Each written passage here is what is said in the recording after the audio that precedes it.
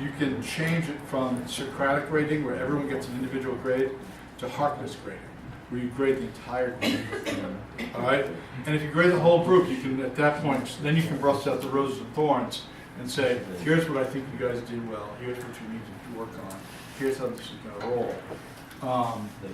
Now, I didn't run these off for you guys. I don't know if you found this.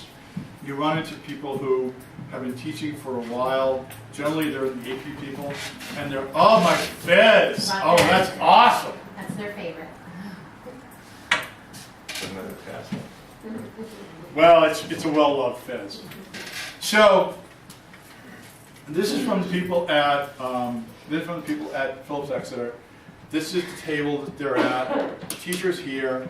Here's all the conversation lines that go on, and then they annotate sort of what are things that people say, and how is it, in other words, what sort of question are they, what sort of response are they doing, how is that working from there, and they like that. I was going to say, I found, there's a guy that we work with in the AP called Tim Freitas, who teaches at Blackstone Valley, teaches AP to a voc school, and he's phenomenal.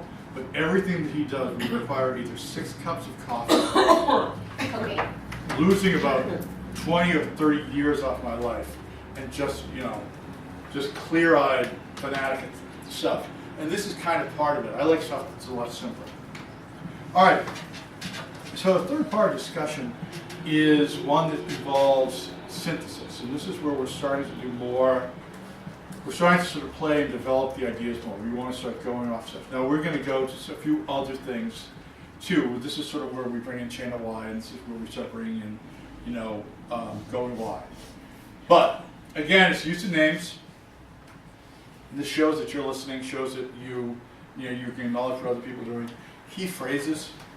So if there's somebody like independence, you pointed that out when I asked you to recap. Independence is a word that we wind up using a lot. So that's a key phrase that we've done. That's the other thing is key phrase is yes, but. I'll take part of that, but I'm not going to take all of that. Phrases like that are transition statements between, to highlight sort of what you're saying.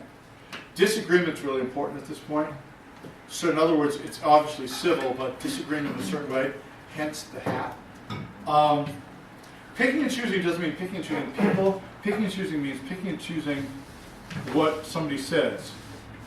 I liked when you said this, but I like this part of what you said, but not this part. I like what the three of you said about being independent, but I think see what I'm saying? You're synthesizing what their response is.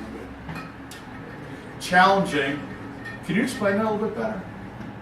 Challenging is when you look to something like that. One of the things you did very well is that this sounds really stupid, but it's hard to get kids to do this, is you said, could you speak up and tell me what you just said? You said in the last discussion. It's a great thing. I can't get kids to say that. No. The kids don't want to appear stupid. They don't want to appear like they don't know what's going on, so they won't do that. So challenging there, and then summing up. So this is where I think we are. All right? And I always don't want to do that. I want to make sure the students are doing that. And oftentimes what I'll do is sort of what I did here, where I said, all right, there's some people who haven't spoken.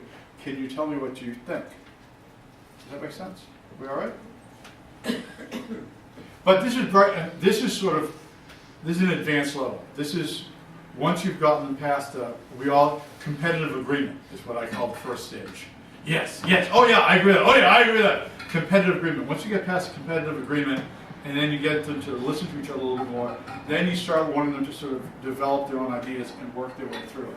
This also is where we start getting things much more useful when we start thinking about capstone and individual research projects.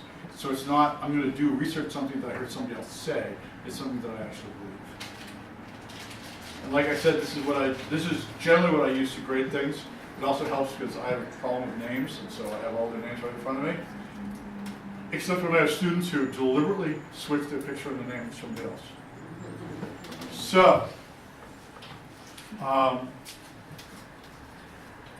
So I ask you to put your computers at half mast,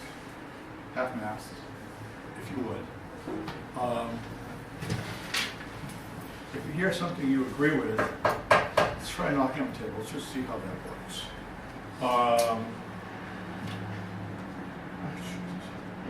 Sorry.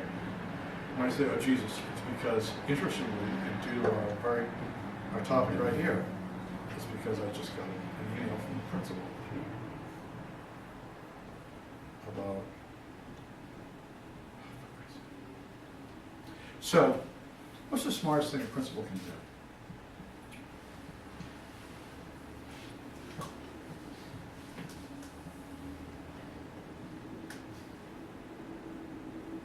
I didn't want to start again. You don't need to. Somebody else will start. I'll leave it.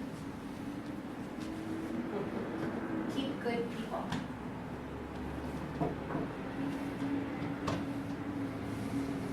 I think encouraging staff and students to take risks, hopefully special ones, when not obviously not outlandish ones. I'm going to say it would probably be impossible for them to do this in the culture, but be a leader to break away from all of this, I'm just going to say insanity of data-driven education. And, you know, if you're a good teacher, if you have a learning target on the board, stuff just drives me insane. Yeah, I would say, I mean, I would add to that, or kind of relate to that, the idea of changing for the sake of changing, like doing something every year because it's the thing that's the new thing that will be. I mean, I feel like I've been through It's the same thing. right there, and then it's the opposite of then. You know, private high schools will send a brochure saying, you know what we don't do? We don't change ever. We like have been the same for 100 years, and so that's why you know we have a $1 billion endowment and we're Deerfield or whatever, right? It's like, so We I just find rich that white just, men's kids. That's yeah. what. I mean, that's just like such a discontinuity between, yeah. I would say teach in a classroom first. And then remember. In a classroom. When I was away, one of the things I liked about principals in the country where I was living are called head teachers. And I was like, I really like that. I wish that were. What country were you in? It was Britain. I was just gonna say you were in Yeah. So. But at least they were. Maybe there's after Brexit. Who knows what they'll call them? I don't know. But the teachers. So. I think a word that's been brought up a couple times as a leader. I think it's important for a principal to be decisive with kind of a clear vision. And there's not a clear path of where you're going as a school, or unwilling to make a decision like, oh, we're going to put this off on the parents, and then we're going to pull these people. It's up to decide, who is your leader at that point. So I think it's important to be a leader as a principal.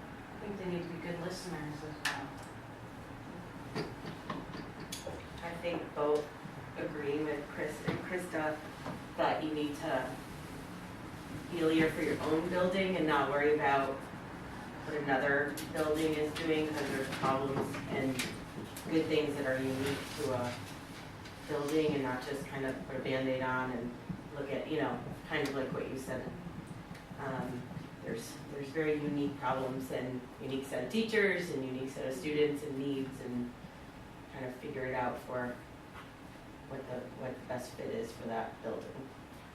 To piggyback what Heather and Ben said as well, that to not be that person who sees something happen in another building and think that, okay, right away I'm going to implement that in our building, and think that it could work without thinking about the population, the teachers you have, the staff, the students, to recognize that we are not, whatever that school is, where the principal's in his lobby with his holding his phone.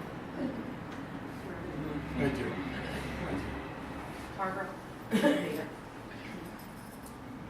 So, I think, excuse my brother. I'm just gonna say one thing I like to see in a principal is that they actually come prepared to organize a faculty meeting.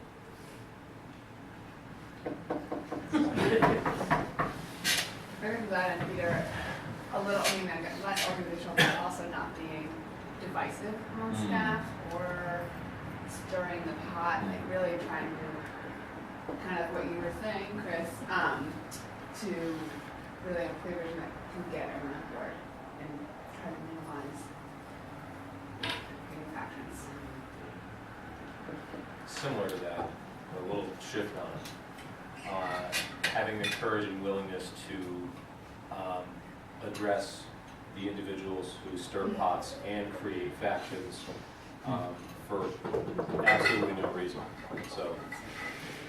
So, And to just add to that and not have favorites or pockets that you are allowing to function as outside of the derision or the anger. so, two things. Correct me if I'm wrong. Here are the 5 things that I think the people have said. Teacher first. I have unique. Each school's unique. That's not right. Does that sound like something? You kind of understand that you need Yeah. No change for change's sake, which is sort of connected to that. You're organized for a faculty meeting. You're not divisive. What am I missing? Risks, risk-taking. Also breaking away from the idea of standardized testing, doing what's right for kids, I think is what Tom was saying.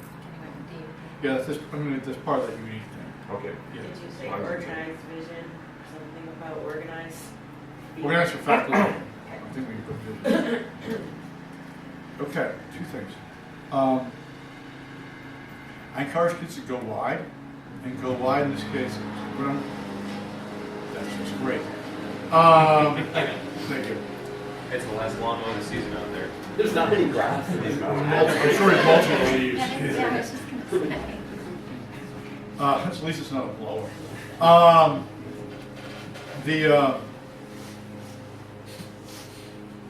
One of the things that we want to think about at this point is what's our evidence, all right?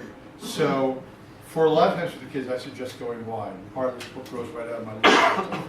But going wide is where you say, well, I had this experience, or I saw this.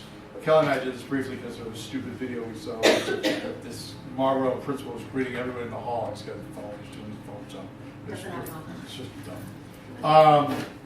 But, you know, or I saw this on a TV show, or I saw this in a movie.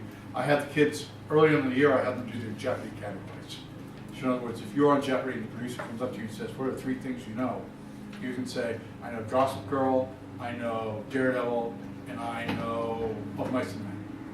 Okay. So I had the kids, at this point, I would say, well, use your Jeopardy categories. Where do you get this from? So, of the 5 that I have here, there are teacher first, they understand each school is unique and it's not focus on data, sort of where you are, right?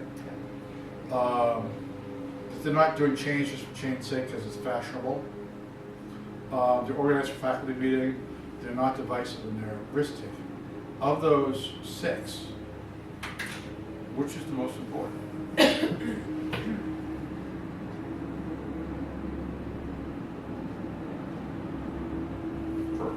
For us, I think it's the data one, but for a principal, you might need to have the data. He's driven by that.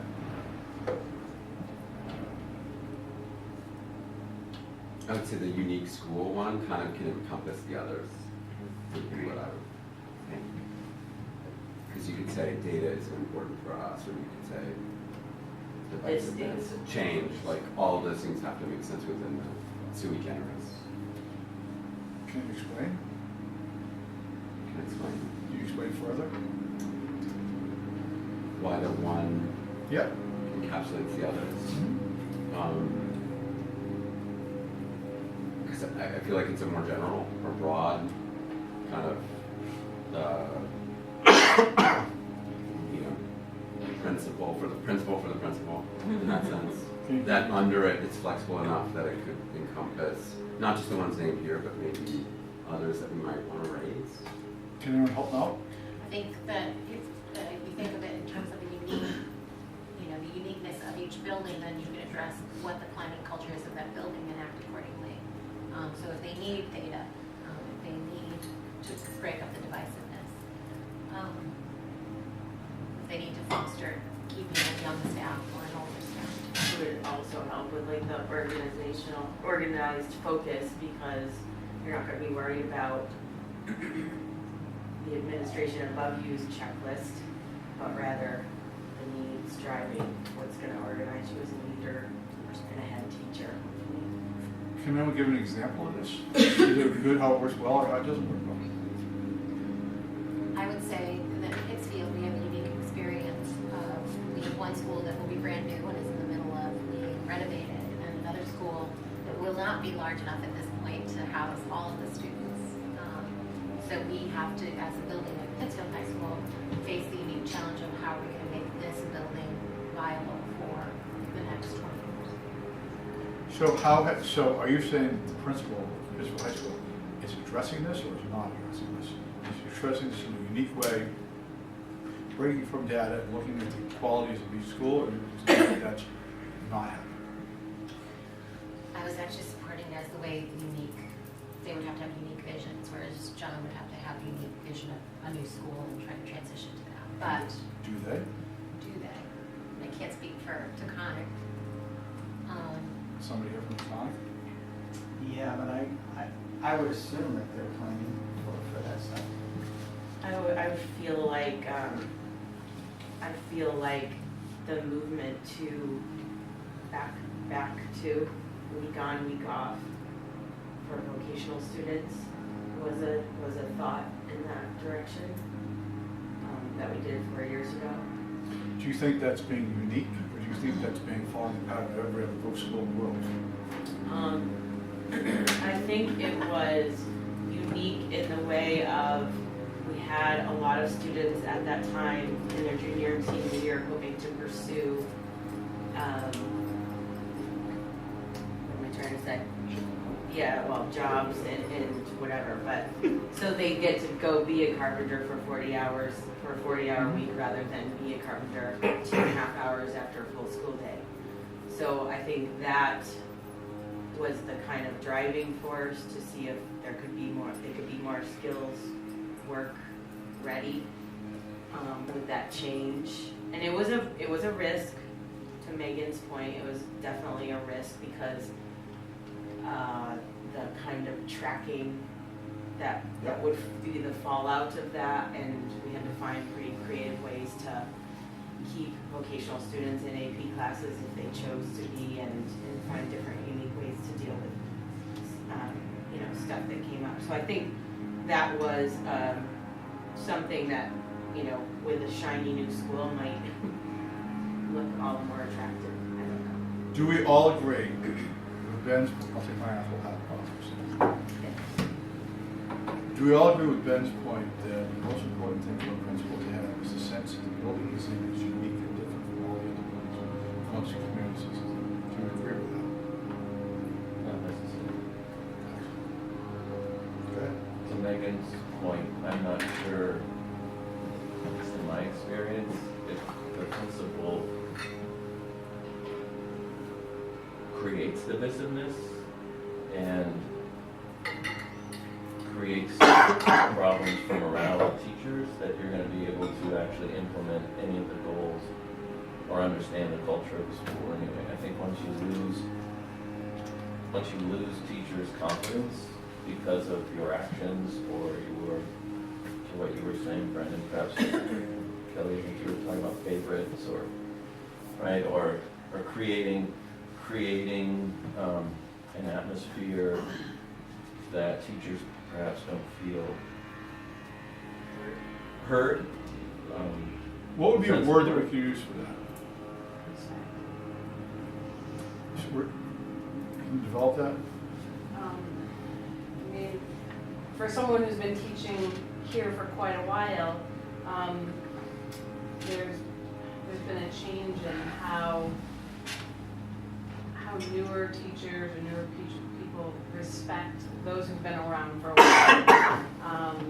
I've seen it, when I first started, the teachers that had been here long before me, we looked up to them. I don't see that anymore. And I think that sometimes comes from even how the principal treats everybody. Everyone deserves respect. And I think everyone deserves to be treated fairly for their thoughts, their opinions, their have. I absolutely, look, Bring it on. you don't even need to have it. No, I do. I need to have very much because I'm going to say, why does everyone deserve respect? If I know that I have a colleague in my school who's doing things that are not